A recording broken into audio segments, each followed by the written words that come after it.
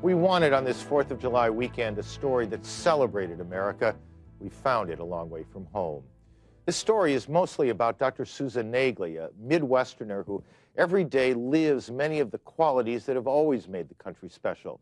There is courage, caring, a willingness to sacrifice, and above all, a belief that individually, and we Americans are long on individualism, that individually we can make a difference.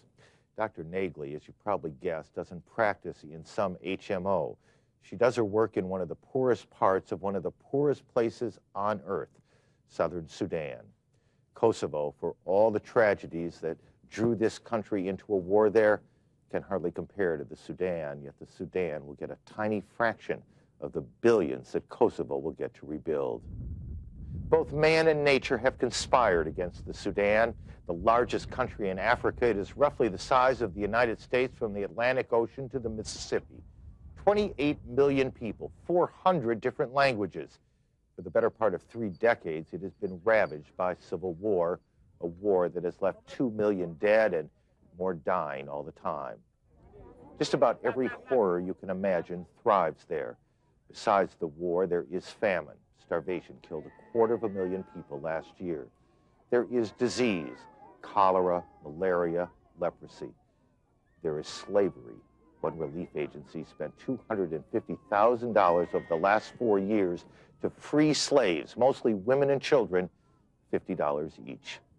It is to this place that cameraman producer John Boehner traveled to understand the people who live there and the people like Susan Nagley who try to make their lives better.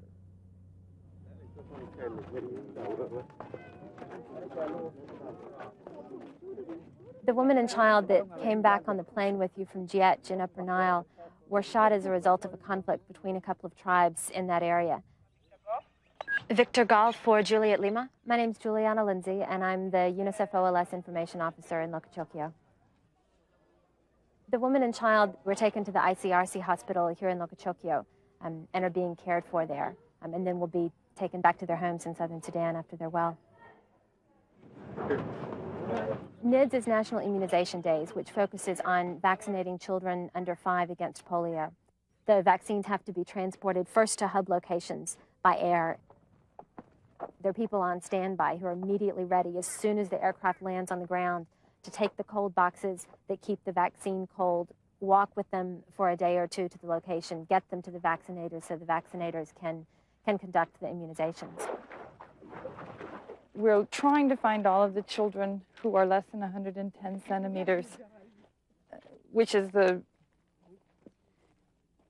measure we use to choose children under the age of 5, because people here don't know their own age.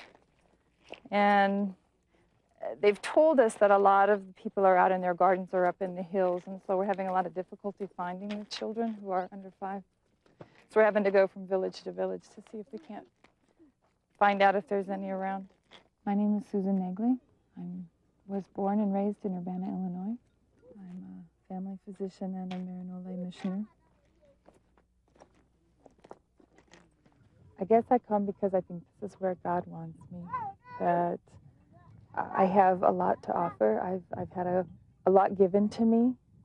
I would like to be able to give back some of what I have. We work with a team. I work with a nurse midwife and 1 Sudanese and 1 Kenyan who work with us.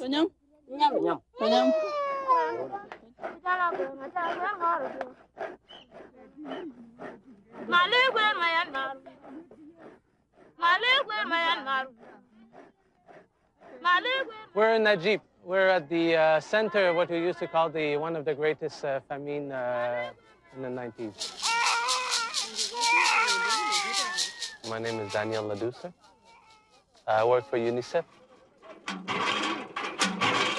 It has been very difficult, I would say, for the last years. There have been a lot of fighting in the region, which has destabilized, which the people have been constantly displaced. Najib kind of become unwillingly the center of where the relief was being distributed, and it had grown into a city-sized village. This is the UDA blanket feeding. UDA is an NGO who provides supplementary feeding for the children under 5 years old. This suits our purpose because we want to vaccinate all children under 5 years old. So we have combined both programs, the polio vaccination and the UDA blanket feeding, to reach as many children as we can.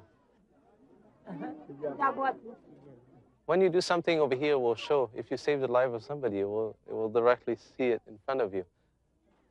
You can actually make a big difference for those people. For them, it will be the difference in between if they're dying or if they're living. These are the aspects that you will see over here that will make you feel very proud of what you're doing. Staying home will never bring me this kind of let's say, rewards.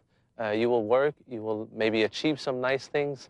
When you're gone, well, that's it. Everybody forgets about you. Over here, believe me, nobody forgets about you. They will remember Daniel. They will remember the team that was here. If you're the first face that they see when you arrive and you save their life, they will come back actually after to you and they will say, hey, you were there. Thank you for this.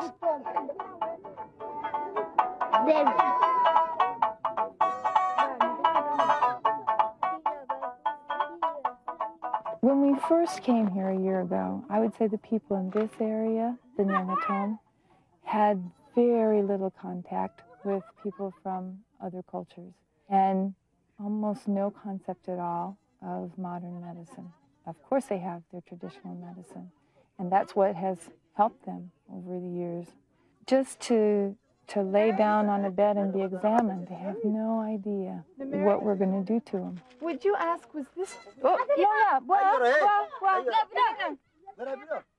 Initially, it's just important to start to establish some relationships with people so that they can see who we are and what we have to offer. One person can make all the difference in the world in another person's life. And I don't think that my role is necessarily to solve all the problems, but to deal with the difficulties that are here right now and to make some improvement in those problems. I think, yes, I think I and our team and all of us, if we put our heads together and we try to work with the local people, I think we can make a significant difference.